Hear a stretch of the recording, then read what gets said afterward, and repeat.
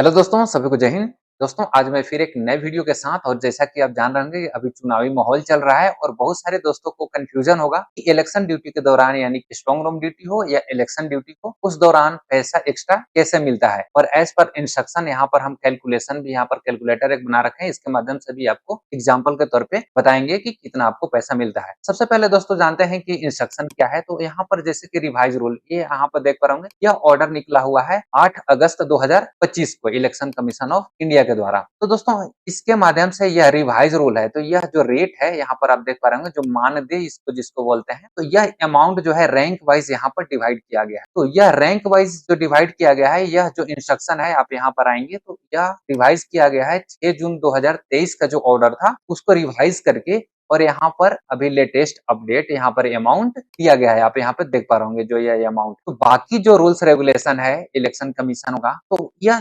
जो सारे चीज़ है वह सब सेम रहेंगे। जैसे कि यह सारे इंस्ट्रक्शन आप देख पा रहे होंगे, यह सभी चेंज सेम ही रहेंगे, यानी कि जो पुराने ऑर्डर में था वही सेम चीज़ ऑर्डर में रहेंगे, लागू रहेंगे। बट जो यह रेट है, जो ये अमाउंट का है, सिर्फ इसको रिवाइज़ किया गया है और इसको बदल करके और यहाँ पर आप देख पा रहे होंगे रैंक वाइज़ यहाँ पर दिया हुआ है। तो यहाँ हम लोग रैंक वाइज़ समझते हैं, तो आप यहाँ पर देख पा रहे होंगे रैंक वाइज़ दिया हुआ है, यानी कि डीओ और डिप्टी डीओ जो आरओ हैं और एआरओ है, इनको क्या बोलते हैं, ये कौन होते हैं, इसको आपको आगे वीडियो में जानने के लिए मिलेगा। इन लोग के लिए है यानी कि बेसिक पे से इनका जो बेसिक पे है उससे कम नहीं होना चाहिए। इसके बाद दोस्तों हम यहाँ पर जीओज़ की बात करते हैं, तो यहाँ पर रैंक वाइज़ देख पा रहे होंगे जैसे कि कमांडेंट हो गए और यहाँ पर जो एडहॉक कमांडेंट होते हैं या फिर डिप्टी कमांडेंट होते हैं, असिस्टेंट कमांडेंट होते हैं, मेडिकल ऑफिसर होते हैं, उन लोग के लिए है 15 दिन के लिए 4000 रुपए, यानी कि 15 दिन तक का 4000, 15 दिन से कम हो, 14 दिन हो, 2 दिन हो या फिर 5 दिन हो, ठीक है? उन लोग के लिए है कितना 4000 रुपए, ठीक है? इसके बाद मोर देन 15 डेज़ यानी कि 15 दिन से अगर ज़्यादा होते हैं तो वीकली फिर काउंट होता है, यानी कि 4000 और प्लस में 15 दिन के बाद हर सप्ताह 2000 रुपए पर वीक करके काउंट होगा। यानी कि 1 दिन भी ज़्यादा हो गया तो 2000 काउंट होगा, 5 दिन भी हुआ तो 2000, 1 सप्ताह इसी तरीके से 2000, उसके बाद 1 सप्ताह से 1 दिन भी ज़्यादा हुआ तो वह अगले सप्ताह में काउंट हो जाता है। अब आते हैं दोस्तों एसोस के लिए, तो यहाँ पर एसोस को आप यहाँ पर देख पा रहे होंगे, इसमें inspector, sub inspector, assistant sub inspector यह सारे रैंक आ जाते हैं और इनका है 15 दिन का है 1000 रुपए, 15 दिन का 3000 और 15 दिन से जैसे ज्यादा होगा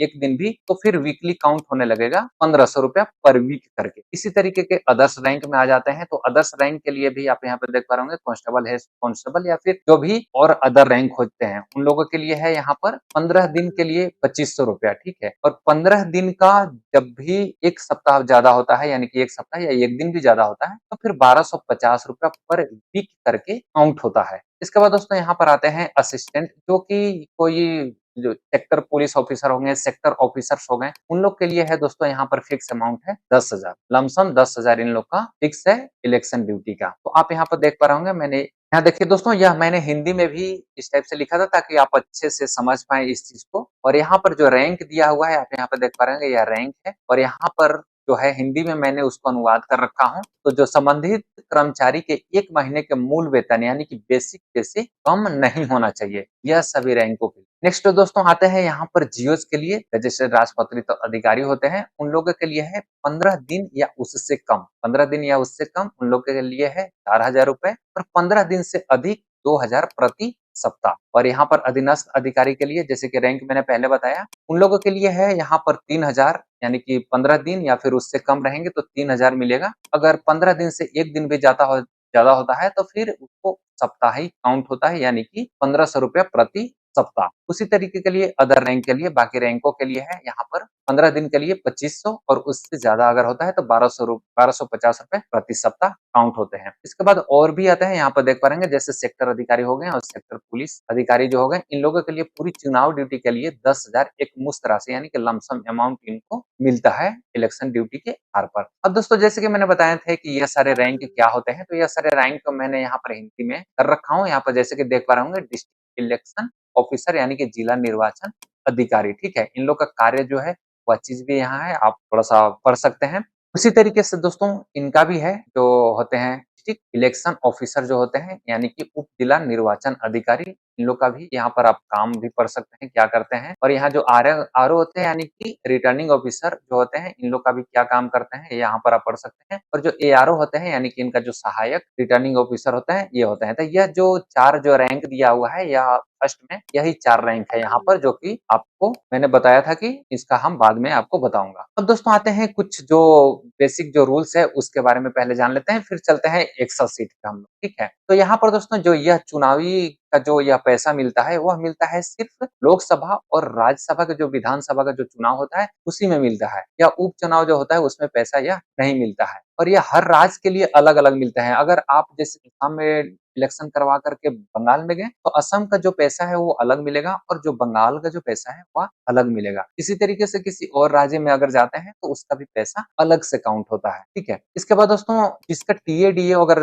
मिल रहा है, टीएडीए या जो अलाउंसेस होते हैं, तो वह अलाउंसेस आपको मिलते रहेंगे। ऐसा नहीं है कि इलेक्शन ड्यूटी के दौरान हमारा जो अलाउंसेस जो मिल गए पैसे, वही पैसे होते हैं, उसका टीएडीए जो अलाउंस है, रिक्शा अलाउंस है, वो कट जाएगा। ऐसा कुछ भी नहीं है, यह पैसा मिलते रहेंगे, वह अतिरिक्त पैसा एडिशनल अमाउंट होता है, ठीक है? इसके बाद दोस्तों एक होता है कि फूड यानी कि भोजन और जलपान के लिए एक मिलता है, जो कि पहले ₹150 था, वह बढ़ कर के इस बार रिवाइज़ करके 500 प्रतिदिन कर दिया गया है। तो यह प्रतिदिन जो अमाउंट है वह कब मिलता है? अब जैसे कि इलेक्शन ड्यूटी में आप गए, तो वहाँ पर तो एक्चुअली यह खान-पान के लिए, फूड के लिए ही मिलता है ₹500 पर डे करके। बट किसी का स्ट्रॉन्ग रूम ड्यूटी है तो वो क्या करेंगे? वो तो महीनों दिन तक रहते हैं, तो क्या ₹500 पर डे करके मिलेगा?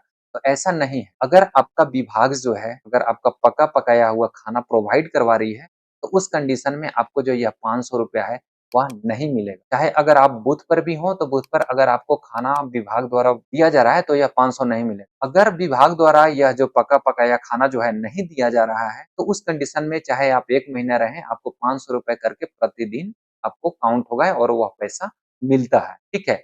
यह पैसा जो होता है वह मानदेय अमाउंट जो है के अलावे होता है, ठीक है? ऐसा नहीं है, यह पैसा जो है उसके अलावा होता है, ठीक है? तो अभी आप समझ जाएँगे जब हम एक्सेल शीट पे चलेंगे तो। इसके बाद दोस्तों यहाँ पर सेम चीज़ लिखा हुआ है, एक स्ट्रॉन्ग रूम ड्यूटी के दौरान जो चीज़ मैंने बताया वही चीज़ है। अगर विभाग पका-पकाया खाना देता है तो यह जो पैसा है वह उपलब्ध नहीं कराया जाएगा। इसके बाद वाहन का खर्च क्या होता है दोस्तों? तो लोकसभा चुनाव के दौरान जो होता है वह केंद्र सरकार जो वाहन का व्हीकल का जो खर्चा है वो उठाती है और विधानसभा चुनाव का जब होता है जब राज्य सरकार यह खर्चा उठाती है। अगर दोनों चुनाव एक साथ होता है तो दोनों 50-50 अमाउंट अपना कर लेते हैं। तो यह थी दोस्तों ये बेसिक जानकारी।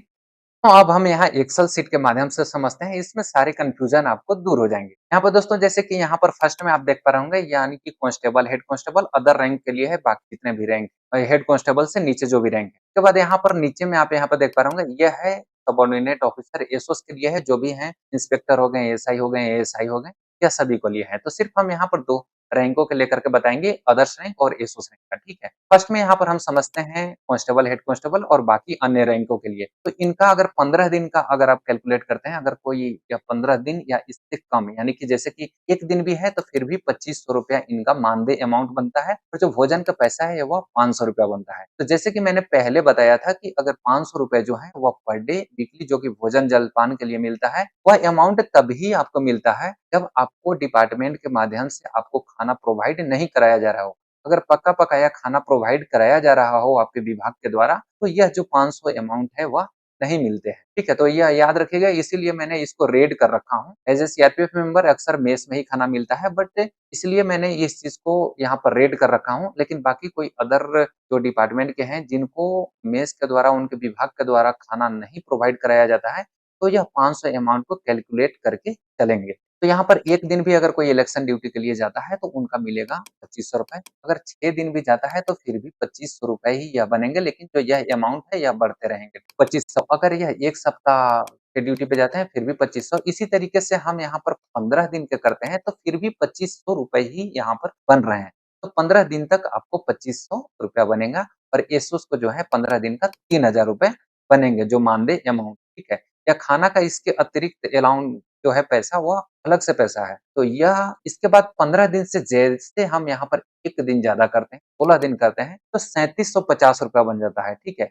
क्यों? क्योंकि वह फिर वीकली काउंट होने लगा जैसे कि मैंने पहले बताया था, यानी कि 1 सप्ताह का पैसा काउंट हो जाता है। इसी तरीके से यहाँ पर हम इनको 16 दिन का करते हैं, तो यह 1 सप्ताह का पैसा डायरेक्ट काउंट कर लिया। अगर इसी तरीके से कोई स्ट्रॉन्ग रूम ड्यूटी में है, तो स्ट्रॉन्ग रूम ड्यूटी का एग्ज़ाम्पल मान लीजिए हम यहाँ पर 30 दिन काउंट करते हैं, तो आप 30 दिन का पैसा देखिएगा ₹6250 हो गया। लेकिन इसी को हम 29 दिन कर देते हैं, तो डायरेक्ट ₹5000 बन जाते हैं। कैसे कि 5000 यह जो है 15 दिन प्लस 2 सप्ताह हो गए, ठीक है?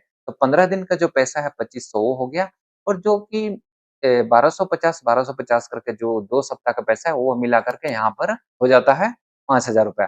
लेकिन जैसे हम 1 दिन काउंट करते हैं ज़्यादा, 30 दिन कर देते हैं, तो वह अगला 1 सप्ताह का पैसा जो है वह काउंट कर लेता है और उस तरीके से यहाँ पर देख पा रहे होंगे 6250 रुपया बन जाता है। अगर इनको हम एसुस को बात करें तो इनका अमाउंट बन जाता है 30 दिन का 7500 यानी कि 7500 7500 रुपए बन जाते हैं और यहाँ पर फूड अलाउंस देख पा रहे होंगे कि इनका जो कि 15,000 बनता है और टोटल 21,250। अगर इसी तरीके से दोस्तों आप अगर काउंट करते हैं 35 दिन का तो यहाँ पर 35 दिन का अमाउंट भी सेम रहेगा।